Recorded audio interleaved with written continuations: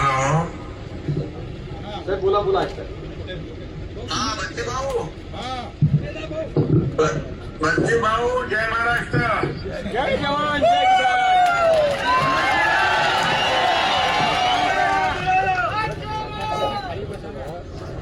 बच्चे भाऊंचा विजय असो. बच्चे भाऊने आंदोलन केलं कर्जमाफीचं म्हणून आम्ही मुख्यमंत्री महोदय मी अजितदादा होते त्यावेळेस आम्ही बैठक घेतली आणि एक कमिटी केली आणि 30 जून पर्यंत अहवाल आणण्याचा निर्णय घेतला. पण या बजेटमध्ये कर्जमाफीचा निर्णय घेतला तो बच्चू भाऊने आंदोलन शेतकऱ्यांसाठी केलं म्हणून आम्ही तात्काळ जी घोषणा आम्ही केली होती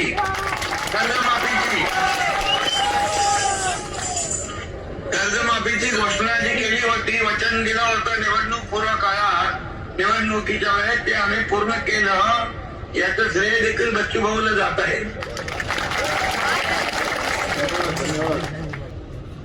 मला वाटतं सिडको पण आपल्याकडे आहे चिखलदराचा सिडकोचा आणि काय वाजता हाय जर आपल्या सिडकोचं काम मी करतो माझ्याकडे अधिवेशन झाल्यानंतर लगेच बैठक घेतली पाहिजे कारण सगळे लोक पायी आलो 250 किलोमीटर आम्ही पायी चालत आलो.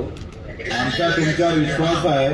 कर्जमाफीची तुमची भूमिका या शेतकऱ्याच्या डोळ्यातली आसू पुसण्याची होती पण आता मेळघाटचे पण आसू तुम्हाला पुसावं लागेल अशी तुम्ही मराठी सगळ्यांना एकदा हमी दिली तर अधिक त्यांना थोडा.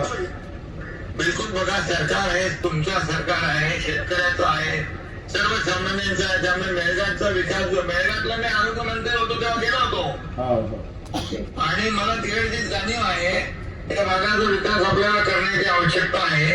आणि एक आपण हे अधिवेशन संपलं की मुख्यमंत्र्यांच्या सोबत एक बैठक लावून टाकू आणि बाकी ज्या ज्या मंत्र्यांकडे विषय आहेत त्या मंत्र्यांकडून सोडून घेऊ. धन्यवाद. ओके ओके धन्यवाद.